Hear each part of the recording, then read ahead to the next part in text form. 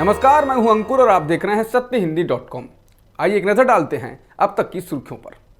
कृषि विधेयकों के विरोध में बुलाए गए भारत बंद के दौरान देश के कई राज्यों में किसान सड़कों पर हैं। पंजाब, हरियाणा के अलावा उत्तर प्रदेश, कर्नाटक, बिहार में भी इन विधेयकों के खिलाफ जोरदार प्रदर्शन हो रहा है। दिल्ली, उत्तर प्रदेश और दिल्ली, हरियाणा से लगने वाले बॉर्डर्स पर पुलिस पूरी तरह से मुस्तैद है।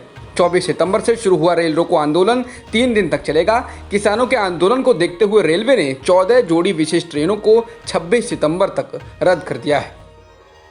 बिहार चुनाव की तारीख का ऐलान कर दिया गया है। चुनाव आयोग ने कहा कि 3 चरणों में चुनाव कराए जाएंगे। 10 नवंबर को नतीजे आएंगे। पहला चरण 28 अक्टूबर को होगा, जिसमें 16 जिलों की 71 सीटों पर वोटिंग कराई जाएगी। दूसरे चरण की वोटिंग 3 नवंबर को होगी, जिसमें 17 जिलों की 94 सीटों पर वोटिंग होगी। तो वहीं तीसरे चरण की वोटिंग 7 नवंबर को होगी, जिसमें 15 जिलों की 78 सीटों पर वोटिंग कराई जाएगी। वोटिंग सुबह 7 बजे से शाम के 6 बजे तक होगी। वोटिंग का समय 1 घंटा बढ़ा दिया गया है।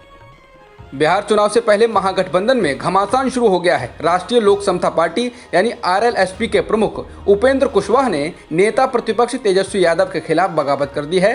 कुशवाहा ने तेजस्वी यादव के नेतृत्व को स्वीकारने से मना कर दिया है। साथ ही ये भी कहा है कि उनकी पार्टी सभी विकल्पों को खुला रख रही है। जिसके बाद कहा जा रहा है कि वो एक बार फिर से एनडीए में वापस आ सकते हैं। द हिंदू की एक रिपोर्ट के मुताबिक भारत ने चीन को स्पष्ट संदेश दे दिया है कि यदि पीएलए के सैनिक आगे बढ़ेंगे तो भारतीय सैनिक उन पर गोली चला सकते हैं। एक शीर्ष भारतीय अधिकारी ने अखबार से ये बात कही। अधिकारी ने कहा कि अब हमने चीन से कह दिया है कि अगर आप हमारे नज़दीक आओगे तो हम गोली चलाएंगे। सैनिकों को भी आत्मरक्षा में गोली चलाने का अधिकार दे दिया गया है। बता दें, हाल के दिनों में पूर्वी लद्दाख में पेंगोंग त्सो झील के पास भारत और चीन के सैनिकों के बीच कई बार हवाई फायरिंग हुई है। एक्ट्रेस रकुल प्रीत आज एनसीबी के सामने पेश हुई हैं। एनसीबी की टीम ड्रग्स कनेक्शन को लेकर रकुल से पूछताछ कर रही है। रकुल को 24 सितंबर को एनसीबी के सामने पेश होना था, लेकिन उन्हें समन न मिलने की बात सामने आई। वहीं दीपिका पादुकोण की मैनेजर करिश्मा प्रकाश से भी आज एनसीबी पूछताछ कर रही है। उत्तर प्रदेश के हाथरस में एक दलित महिला ने ऊंची जाति के लोगों पर उनके साथ गैंगरेप करने का आरोप लगाया है। महिला ने आरोप लगाया है कि आरोपियों ने उनका गला दबाकर उन्हें जान से मारने की कोशिश भी की। महिला अभी अस्पताल के आईसीयू में भर्ती है और उनकी हालत नाजुक बताई जा रही है।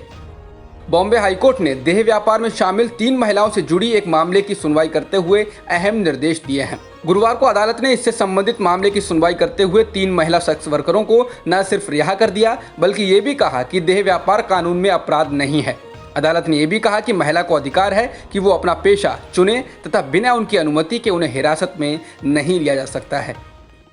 लगातार 6 दिन से कोरोना संक्रमण के मामलों से अधिक रिकवरी के मामले आने का रिकॉर्ड आज टूट गया। गुरुवार को एक दिन में 86,052 नए कोरोना संक्रमण के मामले आए तो रिकवरी के मामले 81,000 से अधिक रहे, जो एक दिन पहले 87,000 के पार थे। हालांकि पिछले एक दिन में टेस्टिंग भी रिकॉर्ड 13 लाख से अधिक हुई है। बता दें, 17 सितंबर को एक्टिव मामले 10,17,000 के पार थे, तो अब 9,70,000 के पार हैं। भारत में एक दिन में 86,000 से अधिक कोरोना संक्रमण के मामले आए हैं और 1,141 लोगों की मौत हुई है। इस दौरान एक दिन में 13,80,000 से अधिक टेस्ट किए गए। वहीं देश में कुल संक्रमितों का आंकड़ा 58,18,000 के पार हो गया है और मृतकों की संख्या 92,000 के पार हो चुकी है। फिलहाल एक्टिव केस 9,70,000 से अधिक हैं।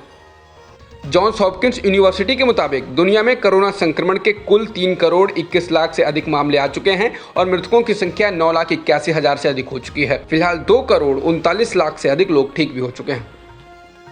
चीन की कोरोना वैक्सीन बनाने वाली कंपनी सिनोवैक के सीईओ इन वेइडोंग ने कहा कि उनकी वैक्सीन 2021 के शुरुआत में दुनिया के लिए उपलब्ध हो जाएगी। उन्होंने ये भी कहा कि वो अपनी वैक्सीन अमेरिका और यूरोपीय संघ को भी बेचेंगे। हालांकि अमेरिका, ईयू, जापान और ऑस्ट्रेलिया में चीन की वैक्सीन पर रोक है, लेकिन इनका मानना है ये देश नियमों में बदलाव कर देंगे।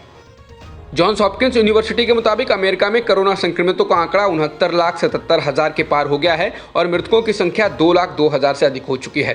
वहीं ब्राजील में संक्रमितों की संख्या 45,57,000 के पार हो गई है और मृतकों की संख्या 1,39,000 से ज़्यादा हो चुकी है। अब तक की खबरों में इतना ही।